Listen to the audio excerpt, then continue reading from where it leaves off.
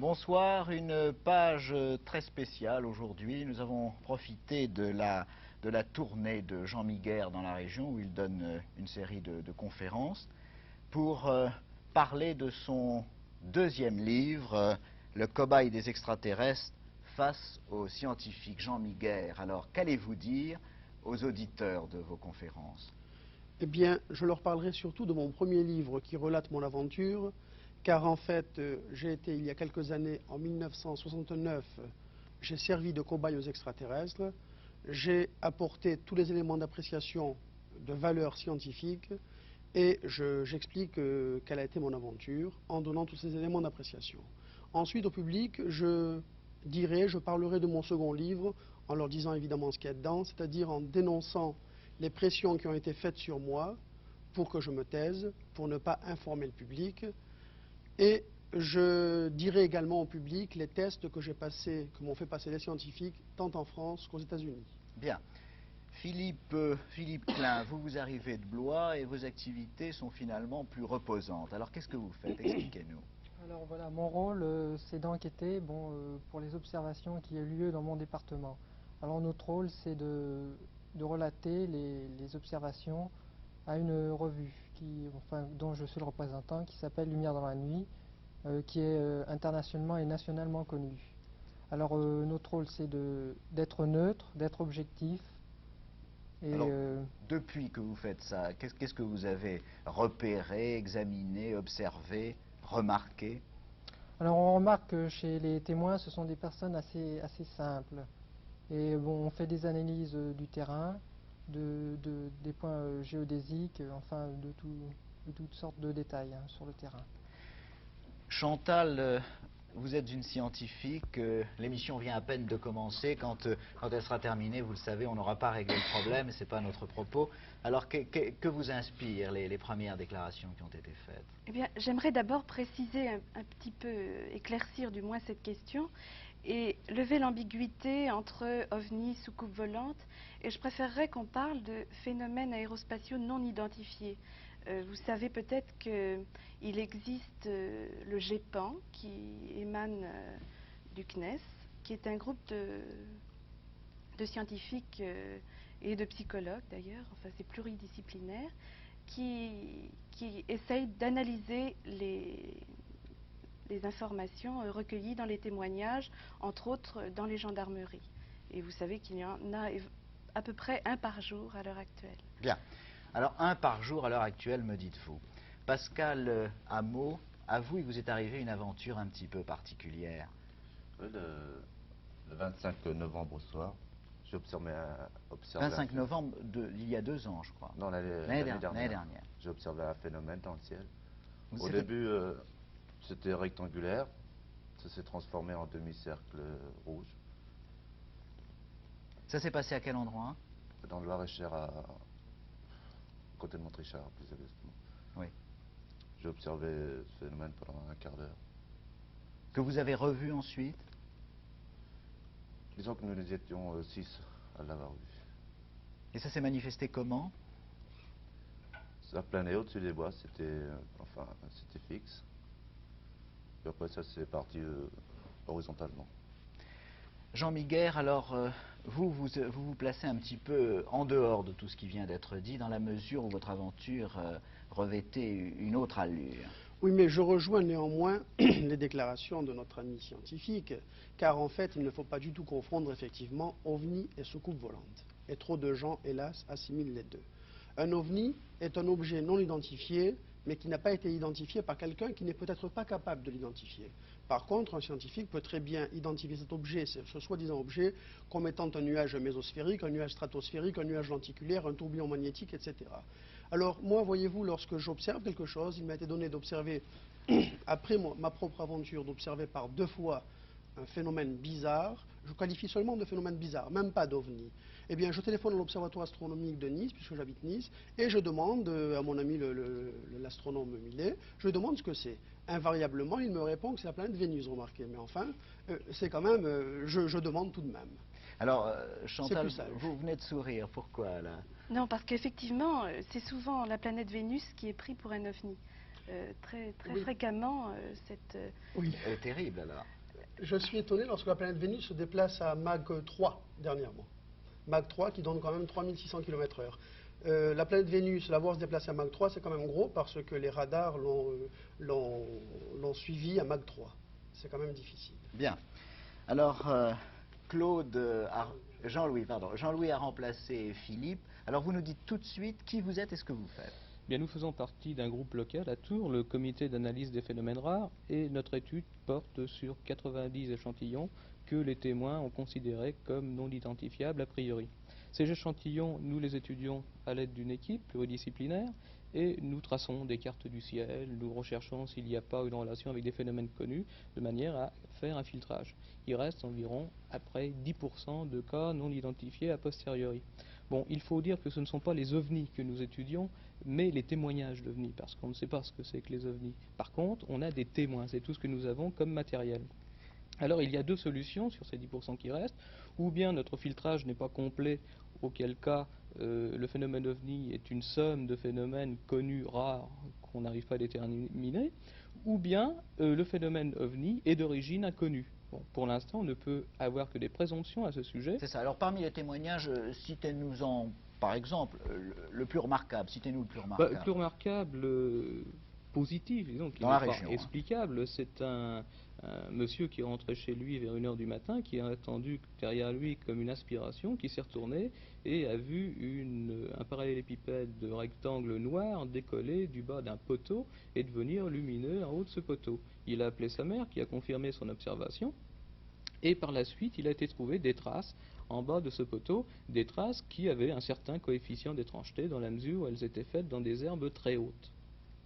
Alors, Jean Miguer, vos relations sont encore une fois d'un ordre tout à fait différent. Je vois le surtitre « Le cobaye des extraterrestres ». Alors, calmement, on va dire aux téléspectateurs qui nous regardent « Le cobaye des extraterrestres ». Alors, on ne va pas rappeler toute votre affaire, mais tout de même, on va essayer de faire un petit peu le point avec vous. Racontez-nous un petit peu votre aventure. Eh bien, tout à fait différent en ce sens qu'effectivement, il est rare de faire ce que l'on appelle maintenant une rencontre du troisième type. Ce qu'il m'est arrivé, c'est qu'en 1969, à la suite d'une observation d'un ovni, j'ai été victime, c'était sur la route nationale 13 bis, à une trentaine de kilomètres de Rouen. J'ai été victime d'un terrible accident de la route, j'ai été brisé, disloqué de tous les côtés, j'ai été considéré par 3 fois décédé cliniquement, j'ai eu un arrêt cardiaque, etc.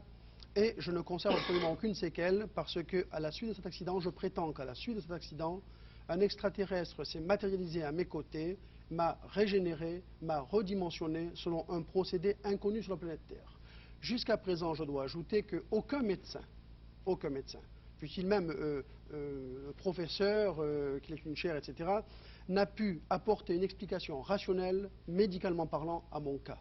Car voyez-vous, une radio nationale a invité un médecin expert près des tribunaux à venir se prononcer sur mon cas. Il n'a pas pu le faire et il a terminé en disant, bien, considérons Jean Miguer comme une sorte de miraculé. Il n'a pas apporté d'explication rationnelle. Ensuite, la télévision, le corps médical français m'a délégué 5 médecins à la télévision pour faire une émission en direct pour venir m'apporter une contradiction éventuelle. Non seulement les 5 médecins ne m'ont pas apporté de contradiction, mais encore ils sont abondés tous les 5 à mon sens. Bon, alors ça s'est donc passé un soir ou un matin Un matin. Et à partir de là, quels ont été vos autres contacts? Eh bien, j'ai eu d'autres contacts que j'ai apportés d'ailleurs, j'en ai apporté des preuves également, car entre autres contacts intéressants, si vous voulez, oui, citez-les, oui.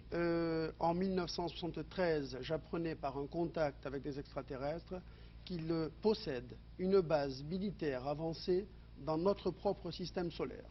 Cette base avancée est un astéroïde de petite dimension qui gravite en orbite différente car il est mu par une énergie inconnue sur Terre. Il gravite en dehors des ceintures d'astéroïdes habituelles et il gravite le plus souvent entre 2 planètes de notre système solaire, la planète Terre et la planète Vénus.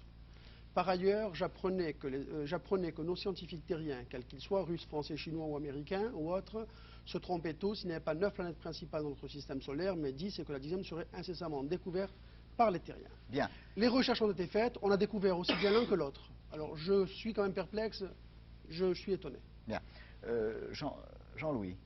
Claude, hein, décidément. Alors Claude a remplacé Jean-Louis, c'est pour ça qu'on s'y perd un tout petit peu. Alors présentez-vous tout de suite. Bien, je préside Vous le tenez votre comité micro. d'analyse des phénomènes rares et je suis professeur à l'École supérieure d'informatique, d'électronique et d'automatique, où nous avons fait justement une série. À Tours. C'est à Paris. À Paris. Et où nous avons fait justement une série d'analyses et d'études sur l'ensemble des témoignages que nous avons eus et un certain nombre d'autres témoignages et de catalogues. Alors, nous avons quand même eu des résultats intéressants. Il faut d'abord se rappeler qu'il s'agit d'études de témoignages et pas d'études d'observation.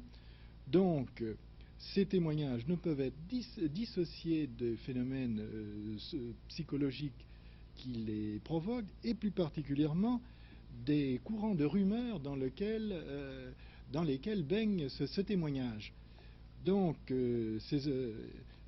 la rumeur, comme on le sait, est propagée par les masses médias, et nous avons fait une étude qui nous a montré qu'il y avait un certain rapport intéressant entre les fréquences des vagues, l'apparition des phénomènes simulés, et également on ne pouvait pas dissocier les vagues d'OVNI d'un certain nombre d'informations de caractère général qui étaient véhiculées par les masses médias.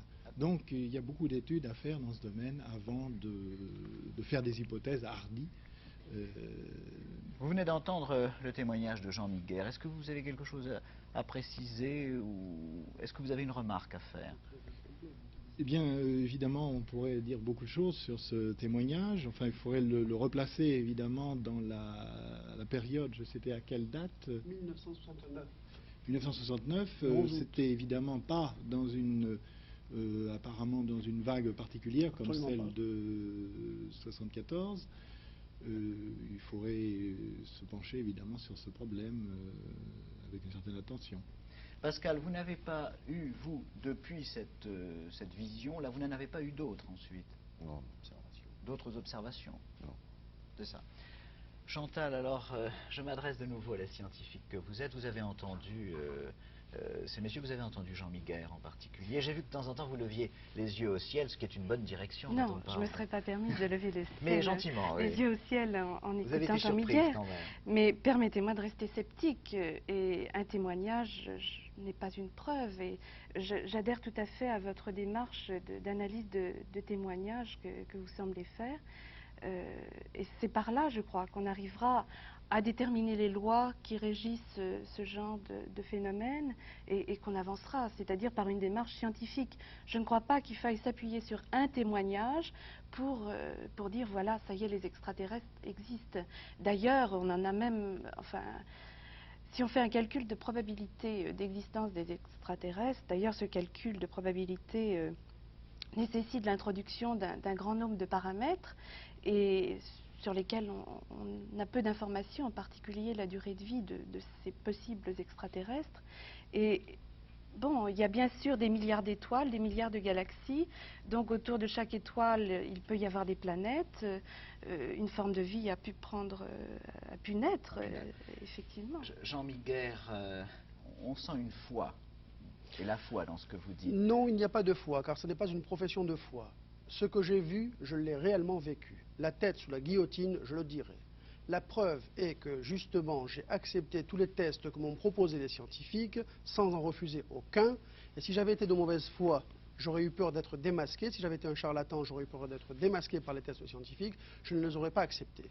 Je suis passé à travers le détecteur de mensonges, la radiesthésie électronique, l'hypnose, etc. Et je continue. Très bien. Madame, messieurs, je vous remercie. Vous voyez, le débat n'est pas clos. Merci d'être restés avec nous.